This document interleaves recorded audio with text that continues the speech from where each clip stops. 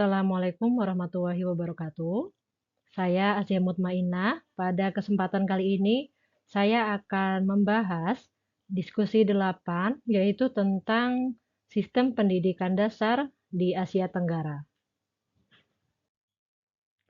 Pada pembahasan pertama yang akan dilakukan yaitu tentang komparasi sistem pendidikan di negara-negara Asia Tenggara atau ASEAN, di mana untuk persamaan sistem dan struktur pendidikan sendiri, negara ASEAN umumnya menerapkan struktur pendidikan 6 tahun pendidikan dasar, 3 tahun menengah pertama, dan 3 tahun menengah atas.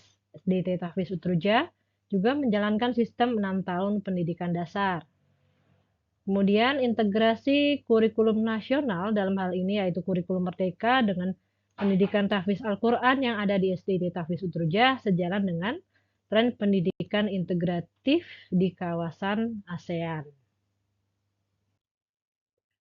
Adapun untuk persamaan kebijakan pengelolaan pendidikan pada negara-negara di ASEAN, fokus bersama negara ASEAN dan Asia Pasifik sendiri adalah pemerataan akses pendidikan dasar, peningkatan kualitas guru, integrasi teknologi dalam pembelajaran, dan pembentukan karakter sejak dini. Ini adalah hal-hal yang sangat penting untuk ditekankan oleh negara-negara di ASEAN maupun Asia Pasifik. Di Indonesia, khususnya di SDT Tahfiz Utruja, juga menerapkan pembelajaran berbasis karakter Islami, disiplin ibadah, dan pemanfaatan media digital selaras dengan tujuan negara-negara ASEAN. Adapun perbedaan yang terlihat antara lain di Singapura sendiri lebih menonjolkan pada kompetensi STEM, kemudian di Malaysia dan Brunei integrasi kuat nilai Islam, dan di Indonesia yaitu sebagai contoh di SDT Tahfiz Utruja ada fokus yaitu keseimbangan akademik, spiritual, dan karakter Qurani. Sehingga dari perbedaan dan persamaan tadi dapat kita refleksi, di Indonesia termasuk di SDT Tahfiz Utruja sejalan dengan arah pendidikan ASEAN yaitu nilai-nilai inklusi, menanamkan karakter positif sejak dini, dan juga menumbuhkan kompetensi abad 21 pada anak-anak. Kemudian selanjutnya juga akan kita lakukan analisis artikel tentang artikel pendidikan dasar dan era pasar bebas ASEAN, apa yang perlu dipersiapkan yang ditulis oleh Nurholis, di mana di sini ada beberapa poin penting. Yang pertama terkait tantangan dan peran pendidikan dasar di era pasar bebas ASEAN, di mana di artikel ini diuraikan pada abad 21 ini terdapat perubahan cepat dalam bidang teknologi, sosial, nilai, dan globalisasi.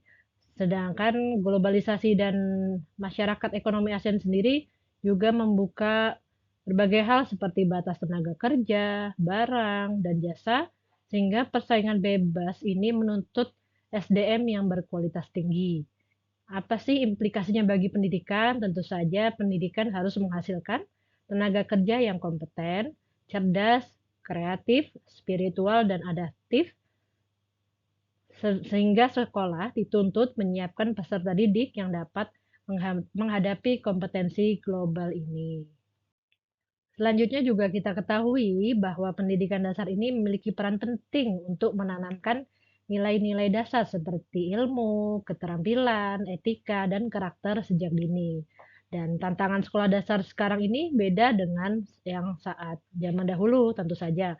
Karena saat ini anak sudah melek informasi sejak dini, tetap terpapar oleh medsos dengan berbagai ribuan bahkan jutaan informasi. Kemudian jangan sampai pembelajaran masih bersifat hafalan atau normatif. Dan tantangan juga yaitu kurikulum yang misalnya kurang kontekstual dan minim inovasi, serta sarana, prasarana, dan manajemen sekolah yang belum optimal. Ini adalah tantangan-tantangan sekolah dasar saat ini.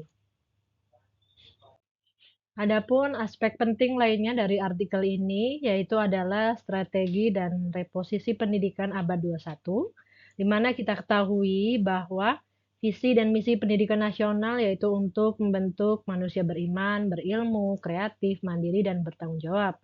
Di artikel ini juga kita ketahui 4 pilar dari UNESCO, pilar pembelajaran, yaitu ada learning to know, learning to do, learning to be, dan learning to live together.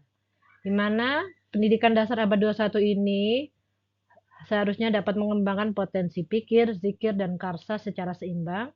Kemudian juga disarankan untuk menerapkan pembelajaran yang aktif, kreatif, kolaboratif, dan kontekstual. Juga menggunakan kurikulum berbasis kebutuhan global dan juga untuk membentuk karakter yang positif pada peserta didik. Dan upaya yang dapat dilakukan untuk penguatan SDM sekolah antara lain yaitu bagaimana untuk mendorong guru menjadi individu yang profesional, inovatif, dan berkarakter. Kemudian adanya kepemimpinan di sekolah yang visioner dan kolaboratif, manajemen sekolah yang partisipatif dan terbuka, dan juga tentu saja kolaborasi erat antara sekolah, keluarga, dan masyarakat. Ini adalah hal-hal penting untuk menguatkan SDM yang ada di sekolah. Selanjutnya kita akan menganalisis juga video Introduction to ASEAN Education dan dikaitkan juga dengan BMP Studi Komparatif Pendidikan.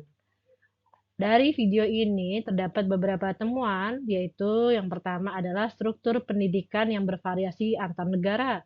Ada model 633, 543, hingga 642. Kemudian dari berbagai negara di ASEAN juga dapat diketahui terdapat ketimpangan akses dan kualitas pendidikan antara kota dan desa. Dan terdapat program pelatihan pendidikan alternatif seperti di Indonesia, Filipina, dan Kamboja yang membuka akses pendidikan lebih luas bagi masyarakat, terutama masyarakat marginal. Dan juga yang keempat dapat diketahui dari video ini adalah ASEAN Qualifications Reference Framework berfungsi untuk menyeragamkan standar kompetensi dan mobilitas tenaga kerja. Adapun dari video ini dapat kita kaitkan dengan BMP Studi Komparatif Pendidikan. Nah, apa saja sih yang dapat kita kaitkan? Yang pertama yaitu menunjukkan bagaimana tiap negara dapat menyesuaikan struktur, kebijakan, dan kurikulum terhadap konteks sosial ekonomi masing-masing negara. Kemudian, teori komparatif juga menyoroti perbedaan sistem sebagai cerminan nilai budaya dan kebutuhan nasional setiap negara. Jadi tidak sekedar kompetensi. Dan ASEAN ini dapat menjadi laboratorium yang nyata untuk mempelajari konvergensi dan diversitas sistem pendidikan dasar yang ada.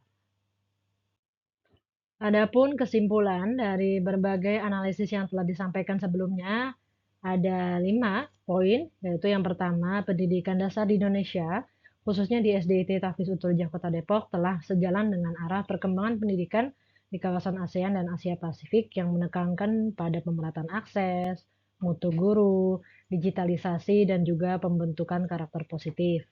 Kemudian poin yang kedua, persamaan sistem dan struktur pendidikan 633 menunjukkan konvergensi regional. Sementara perbedaan nilai dan pendekatan budaya mencerminkan kekhasan lokal dan spiritual bangsa. Poin ketiga, integrasi kurikulum merdeka dan pendidikan tahfiz, misalnya pada sekolah kami, dapat menjadi contoh penerapan pendidikan karakter dan kompetensi abad 21 secara kontekstual di Indonesia. Dan yang keempat, melalui perspektif studi komparatif pendidikan dasar, Indonesia dapat belajar dari keberagaman sistem di ASEAN untuk memperkuat kualitas, relevansi, dan daya saing global. Dan yang kelima, arah ke depannya, semoga pendidikan dasar dapat dan perlu terus untuk membangun generasi yang unggul, beriman, berkarakter Quran, dan kompetitif global dalam menghadapi tantangan pasar bebas ASEAN dan juga tantangan di era digital. Berikut ini adalah referensi yang saya gunakan pada diskusi kali ini. Terima kasih atas kesempatan yang telah diberikan. Wassalamualaikum warahmatullahi wabarakatuh.